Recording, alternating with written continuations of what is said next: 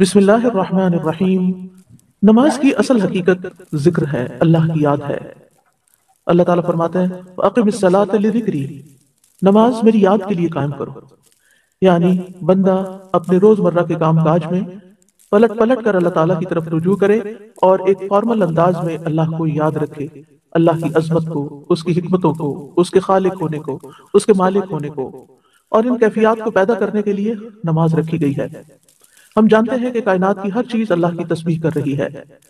فرشتے بھی اللہ سبحانہ وتعالیٰ کی تسبیح و تحمید کرتے رہتے ہیں، وَنَحْنُ نُسَبِّحُ بِحَمْدِكَ وَنُقَدِّسُ لَكَ۔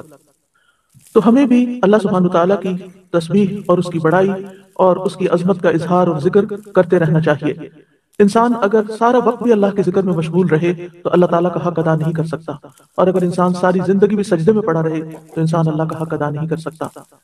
لیکن اللہ سبحانہ وتعالیٰ نے ان بندوں کی فضیلت بیان کی ہے جن کے اندر عبودیت کی کیفیت ہوتی ہے، وہ اللہ سبحانہ وتعالیٰ کے آگے جھکتے ہیں، وہ اللہ تعالیٰ کی پکار پر لبیک کہتے ہیں، وہ کامیابی کے راستے پر چل پڑتے ہیں۔ قرآن مجید میں اللہ تعالیٰ فرماتے ہیں لیکن ان میں سے جو لوگ علم میں راسخ ہیں اور جو مومن ہیں وہ اس پر ایمان لاتے ہیں جو آپ کی طرف نازل کیا گیا اور جو آپ سے پہلے نازل کیا گیا، اور جو نماز قائم کرنے والے ہیں اور زکوٰۃ ادا کرنے والے ہیں اور اللہ اور یوم آخرت پر ایمان رکھنے والے ہیں، یہی وہ لوگ ہیں جنہیں ہم ضرور اجر عظیم عطا کریں گے۔ تو نماز قائم کرنا ان اعمال میں سے ہے جن پر اللہ تعالیٰ نے اجر عظیم کا وعدہ کیا ہے، یعنی یہ کوئی معمولی عبادت نہیں بلکہ عبادت کی بہت بہترین شکل ہے، افضل ترین شکل ہے۔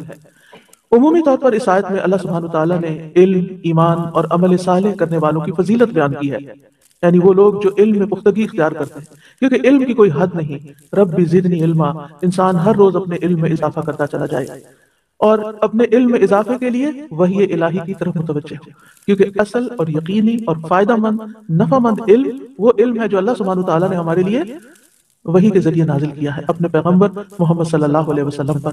لہٰذا علم میں رسوخ اس وقت تک حاصل نہیں ہوتا جب تک انسان وحی الہی کا متلاشی نہیں ہوتا اور اس سے دلیل اور رہنمائی حاصل نہیں کرتا۔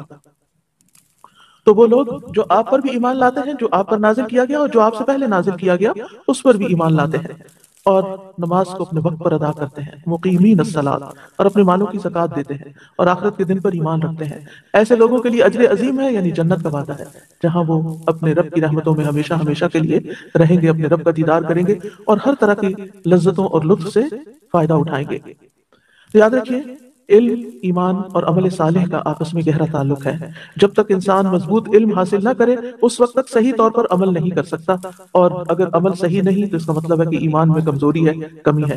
ایمان ہمارے پاس زندگی میں جتنی بھی چیزیں ہیں ان میں سب سے قیمتی چیز ہے، یہ ہماری وارڈروب سے زیادہ قیمتی ہے، ہماری جیولری سے زیادہ قیمتی ہے، ہمارے گھر سے زیادہ قیمتی ہے، اور ہماری گاڑی سے زیادہ قیمتی ہے۔ ہمیں ہر روز اس کی فکر کرنی چاہیے اور اس کو بہترین طریقے پر پڑھنے کی کوشش کرنی چاہیے۔ کبھی یہ نہیں سوچنا چاہیے کہ اب ہمیں یہ دعائیں سب آتی ہیں، ہمیں ان کا مطلب آ گیا ہے، نہیں، ہم اس کی پوری حقیقت کو نہیں سمجھ سکتے، اس لیے ضرورت اس بات کی ہے کہ بار بار ہم اس کا علم حاصل کرتے رہیں۔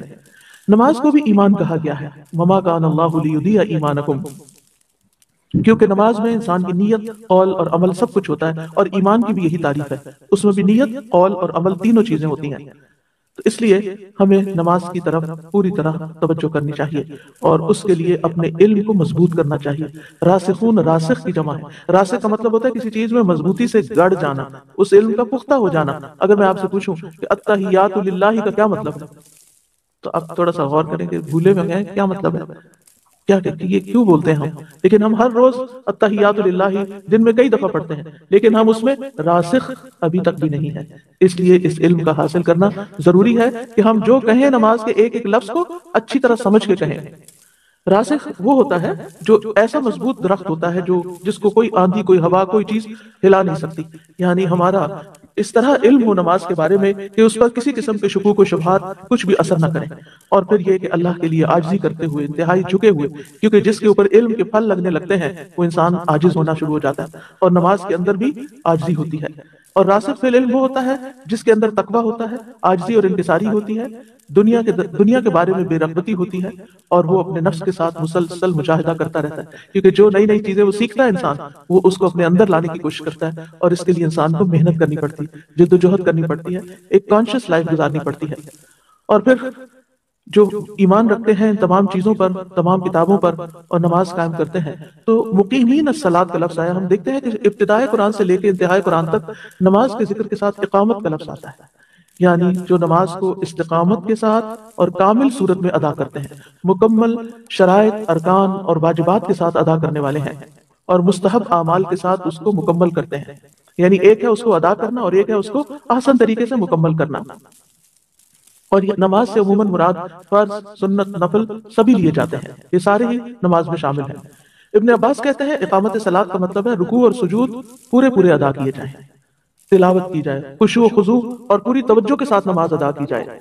قتادہ کہتے ہیں اقامت صلاۃ کا مطلب ہے نماز کے اوقات، وضو، رکوع اور سجود کی حفاظت کی جائے. اور پھر نہ صرف یہ کہ نماز بلکہ اس کے ساتھ ساتھ زکوٰۃ ادا کرنے والے بھی ہیں، اور یہ دو اعمال جو ہیں باقی اعمال کی نسبت بہت زیادہ اجر عظیم کا باعث ہے. اور اسی طرح ایمان میں سے دو چیزوں کا خاص ذکر کیا گیا، اللہ اور یوم آخرت پر. تو جس طرح اعمال میں نماز اور زکوٰۃ ہے، اسی طرح ایمانیات میں اللہ اور آخرت پر ایمان جو ہے وہ بہت زیادہ اہمیت کا حامل ہے. تو ایسے لوگوں کے لیے اللہ سبحانہ وتعالیٰ نے اجر عظیم کا وعدہ کیا ہے. نماز کے لیے عربی میں لفظ صلاۃ استعمال ہوتا ہے، اور صلاۃ کا مطلب ہوتا ہے دعا کرنا. اسی لیے انگریزی میں ہم نماز کا ترجمہ کیا کرتے ہیں؟ پریئر. اور پریئر کا مطلب بھی دعا ہوتا ہے. نماز قولی اور فعلی عبادت ہے، یعنی جو بولی بھی جاتی ہے اور اس میں ایکشن بھی ہوتے ہیں، یعنی قول بھی ہوتا ہے اور ایکشن بھی ہوتا ہے. اور تکبیر کے ساتھ شروع ہوتی ہے، اللہ اکبر کہنے سے اس کا آغاز ہوتا ہے، اور السلام علیکم کہنے سے، دونوں طرف سلام پھیرنے سے اختتام ہوتا ہے. جب تک آپ سلام نہیں پھیرتے آپ کی نماز مکمل نہیں ہوتی. یعنی مثلا آپ نے سب کچھ کر لیا لیکن سلام ہی نہیں پھیرا تو آپ نے ادھوری نماز پڑھی، آپ کی نماز نہیں ہوئی، آپ کی نماز ناقص ہو گئی. تو اس لیے اس کی تعریف یہ کی جاتی ہے کہ اللہ اکبر سے لے کر سلام تک یہ نماز کہلاتی ہے. ہم سب جانتے ہیں کہ ہمیں اور جنات کو اللہ کی عبادت کے لیے پیدا کیا گیا ہے، وما خلقت الجن والانس الا لیعبدون. اور یہی مقصد دے کے تمام رسولوں کو بھیجا گیا کہ وہ بندوں کو اللہ کی عبادت کی یاد دہانی کریں، یعنی ایمان کے بعد پھر اللہ کی عبادت کی طرف متوجہ کریں. اور عبادات میں افضل ترین عبادت نماز کی عبادت ہے. عبداللہ بن مسعود سے روایت ہے، انہوں نے کہا میں نے نبی صلی اللہ علیہ وسلم سے سوال کیا اللہ کو کون سا عمل زیادہ پسند ہے؟ آپ نے فرمایا نماز کو اس کے وقت پر ادا کرنا، یہ افضل ترین عمل ہے. اور اسی طرح عبادات میں پہلا حکم بھی یہی ہے. جہاں کہیں عبادات کا ذکر آئے گا آپ دیکھیں گے پہلے اقیموا الصلاۃ وآتوا الزکوٰۃ اور پھر وارکعوا مع الراکعین، یا پھر باقی چیزیں اس کے بعد آئیں گی. تمام انبیاء کی طرف نماز وحی کی گئی تھی. سورۃ الانبیاء میں آتا ہے وجعلناہم ائمۃ یہدون بامرنا واوحینا الیہم فعل الخیرات واقام الصلاۃ وایتاء الزکوٰۃ وکانوا لنا عابدین. ہم نے انہیں ایسے پیشوا بنایا جو ہمارے حکم کے ساتھ رہنمائی کرتے تھے، اور ہم نے ان کی طرف نیکیاں کرنے اور نماز قائم کرنے اور زکوٰۃ ادا کرنے کی وحی بھیجی، اور وہ صرف ہماری عبادت کرنے والے تھے. تو اس سے یہ پتہ چلتا ہے کہ تمام انبیاء کو نماز ادا کرنے کی اور زکوٰۃ ادا کرنے کی وحی کی گئی ہے کہ یہ کرنا ضروری ہے. اس سے یہ پتہ چلتا ہے کہ نماز صرف ہماری امت کے لیے نہیں ہے بلکہ تمام امتوں کے لیے رہی ہے. موسیٰ علیہ السلام کو اللہ سبحانہ تعالیٰ سے ملاقات کے وقت جو حکم دیا گیا تھا وہ کیا تھا؟ اللہ تعالیٰ نے جب کلام کیا تھا موسیٰ علیہ السلام سے تو فرمایا تھا اننی انا اللہ لا الہ الا انا فاعبدنی واقم الصلاۃ لذکری. بے شک میں ہی ہوں اللہ، میرے سوا کوئی معبود نہیں، سو میری عبادت کرو اور میری یاد کے لیے نماز قائم کرو، میری یاد کے لیے نماز قائم کرو. ابراہیم علیہ السلام نے اپنی اور اپنی اولاد کی نماز کی فکر کی، رب اجعلنی مقیم الصلاۃ ومن ذریتی ربنا وتقبل دعا. اے میرے رب مجھے اور میری اولاد کو نماز قائم کرنے والا بنا، یعنی ہمیں توفیق دے. اور اے میرے رب، اے ہمارے رب ہماری دعا قبول کر لے.